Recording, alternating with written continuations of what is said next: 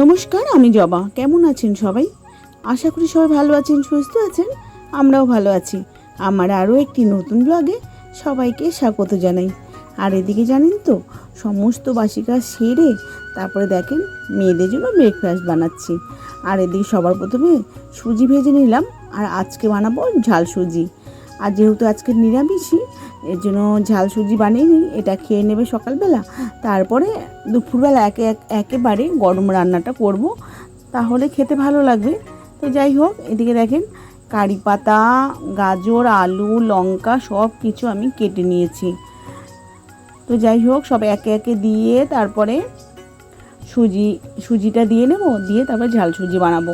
আর এটা না খেতে খুব ভালো লাগে। যাই হোক, এর আগে কিন্তু আমি নিরামিষই কোনো সময় বানাইনি, তো আজকে প্রথম বানালাম। এর আগে আমি পেঁয়াজ, লঙ্কা টঙ্কা সব কিছু দিয়ে করেছি, সেটা কিন্তু খেতে খুবই ভালো হয়েছে। যাই হোক, এর মধ্যে কিন্তু টমেটো দিলে খুব ভালো হয়, তো টমেটো ছিল না যেহেতু, তার জন্য টমেটো ছাড়াই করলাম। আর এদিকে দেখেন সবার প্রথমে যে বাদামটা দেবো সেটাই কিন্তু বলে গেছিলাম। তো তারপরে দেখেন কড়াইয়ের মাঝখানে জায়গা করে তারপরে বাদামটাকে ভেজে নিচ্ছি। এবার ভালোভাবে ভেজে নেব, তারপরে সুজিটা কিন্তু দিয়ে দেবো। তারপরে একটু নাড়াচাড়া করে নিয়ে তারপরে কিন্তু হালকা হালকা জল দিয়ে দেব, তারপরে ঢেকে দেব। তো তাহলে খেতে কিন্তু ঝরঝরা হবে, আর এদিকে খেতে খুব ভালো লাগবে। তো যাই হোক, এদিকে দেখেন সব কিছু আমার ভালোভাবে ভাজা হয়ে গেছে। এবার আমি সুজিটা ঢেলে দিচ্ছি। তো সুজিটা একটু ভালোভাবে আগেই ভেজে নিয়েছি, আর একটু ভালোভাবে ভেজে নেব, নিয়ে হালকা হালকা করে জল দেব। তো দেখেন আমার কিন্তু কমপ্লিট হয়ে গেছে। এর মধ্যে একটু স্বাদ মতো নুন দেবো আর চিনি দেবো, দিয়েই কিন্তু নামিয়ে নেব। এরপরে আর কিছুই কিন্তু দেব না। তো যাই হোক, কেমন লাগলো ভিডিওটা অবশ্যই একটা কমেন্ট করে জানাবেন, আর ভালো লাগলে একটা লাইক দেবেন। দেখেন এই ঝাল সুজিটা হতে হতে আপনাদের সাথে একটা কথা বলি। কি বলেন তো, এই ইউটিউবে আসা খুব আশা নিয়ে এসেছি, খুব আশা নিয়ে, সেই আশাটা কিন্তু কোনো সময় পূরণ হচ্ছে না। যাই হোক, কবে হবে জানি না, তো চেষ্টা করে যাব যতদিন না হয়। কি বলেন তো, এটা একটা না বলতে পারেন ইচ্ছে পূরণ হবে। সে ভালোভাবে আমি ব্লগ একটা বানাতে পারলে, আর যদি কিছু একটা করতে পারি, তাহলে কিন্তু আমার খুব একটা মানে শখ, আর একদিকে শখ আর খুব ইচ্ছে যে আমি একটা ইউটিউবার হব বড়। যাই হোক, ভগবান কবে মানে চোখ মেলে তাকাবে জানি না। তো যাই হোক, আমার কাজ আমি কিন্তু করেই যাচ্ছি, আর আমি যা যা ঘরে করছি সেটাই কিন্তু আপনাদের সাথে শেয়ার করছি।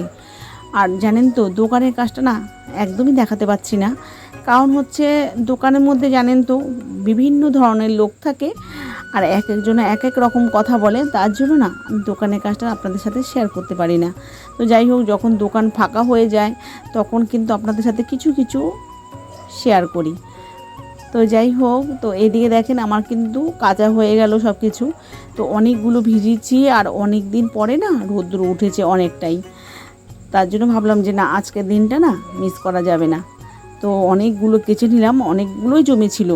দু ঘরের বিছানা চাদর থেকে শুরু করে আপনাদের দাদাভাইয়ের জামা কাপড়, আমার জামা কাপড় সব কিছু একেবারে কাচলাম। আর অনেকটাই কষ্ট হয়ে গেছে জানেন তো, অনেকটাই তো মোটা হয়ে গেছি। আর এদিকে ডাক্তার দেখাতে যাচ্ছি 2 দিন পর পর, এতটাই আমার শরীর খারাপ। যাই হোক, কিছুই করার নেই, কাজগুলো তো করতেই হবে। আর প্রতিদিনের কাজ না, প্রতিদিন না করলে তাহলে কিন্তু এইভাবে অনেক জমে যায়। যেইভাবে জমলো, এই বৃষ্টির কারণে এটা জমা হয়েছে। তো খুব বৃষ্টি হচ্ছিল এই কদিন ধরে। তো যাই হোক, সব কাজই তো হয়েছে, শুধু কাঁচাটা হয়নি। কিন্তু কেচে দিলেও হয়ে যেত। আমাদের যে দোতলার ঘরগুলো হয়েছে সেটা তো ওপরে ঢালাই করা আছেই, ওখানে যদি দুটো দড়ি বেঁধে দিত তাহলে কিন্তু ওখানে মিলে দিলে জলটা ঝরে গেলে পাখার তলায় নেওয়া যেত। সেটা তো আপনাদের দাদাভাই করে দেয়নি। আর কোথায় যে দড়ি আমি বাঁধবো সেটাও কিন্তু জায়গা নেই, আমি গেছিলাম। তো যাই হোক, এদিকে দেখেন কাপড় চোপড় সব মিলে আসলাম, এসে রান্নাঘরে আসলাম। আর এইদিকে দেখেন এই কোনাটার মধ্যে না অনেকটা নোংরা হয়েছে, যেহেতু অনেকটা আটা পড়ে গেছে জানেন তো, তার জন্য ভালোভাবে ঝাড় দিয়ে নিচ্ছি, আর এখানটায় মুছে নেবো ভালোভাবে। তো প্রত্যেক দিন না কোনাটা না মোছা হয় না জানেন তো, তো অনেকটা তাড়াহুড়ার মধ্যে থাকতে হয়। আর এদিকে জানেনই তো আমার 4টের মধ্যে একদম ঘরের কাজ করে কমপ্লিট থাকতে হয়, না হলে না দোকানে আবার যেতে অসুবিধা হয়। আর এর মধ্যেই 4টের মধ্যেই কিন্তু দোকানে যত কিছু কাজ বাজ সেগুলো কিন্তু কমপ্লিট করতে হয়।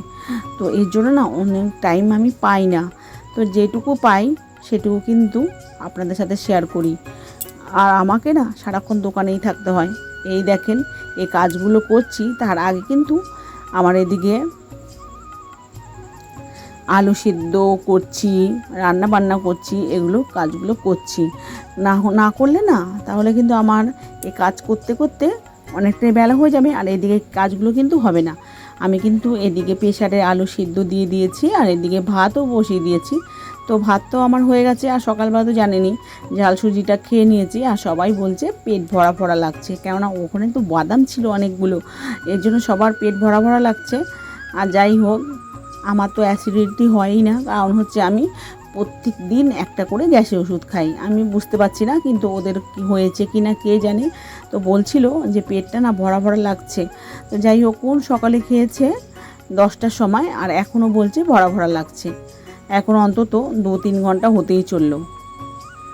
যাই হোক, দেখেন এই সিঁড়িটাকে মুছে নিচ্ছি, আর ওপরের সিঁড়ি কিন্তু কিচ্ছু মোছা হয়নি, কেননা এই 2 দিন পর পরই কাজে আসছে আর নোংরা করছে, এতটা নোংরা করছে, ওপর থেকে সিমেন্ট থেকে বালির থেকে পড়ে সাদা সাদা হয়ে গেছে।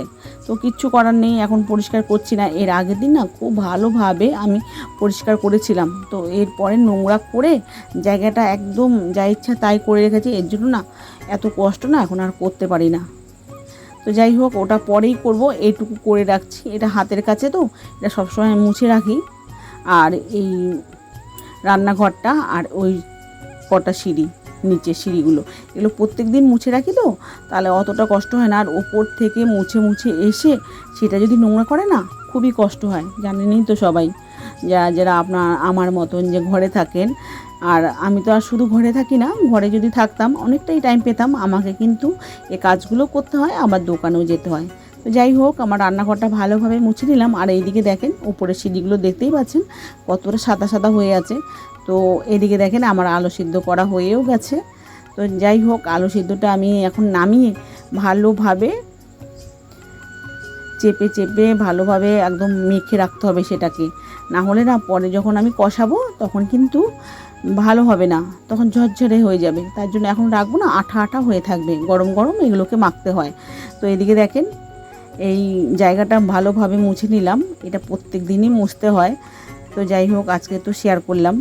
আমার না শেয়ার করা হয় না, জানেন তো, সেই ফোনটা না আমার কাছে থাকেই না, আমার মেয়ের কাছে থাকে। তো যাই হোক, এই 2-3 দিন ধরে ভিডিও দিতে পারছি না, তার কারণে আমার কিন্তু খুবই খারাপ লাগছে। তো বন্ধুরা, আমার পাশে থাকবেন যেমন আছেন, তো আমাকে একটু সাপোর্ট করবেন। কি বলেন তো, এই ইউটিউবের প্ল্যাটফর্মে সবাই সবাইকে সাপোর্ট না করলে কেউ কিন্তু আমরা এগোতে পারবো না। যাই হোক, সবাই সবাইকে ভালোবাসা দিয়ে কিন্তু জয় করে নিতে হবে। তো বন্ধুরা, এখানে ভিডিওটা শেষ করলাম, দেখা হবে পরবর্তী ব্লগে। ততক্ষণ ভালো থাকবেন, সুস্থ থাকবেন, টাটা বন্ধুরা, দেখা হচ্ছে পরবর্তী ভিডিওতে।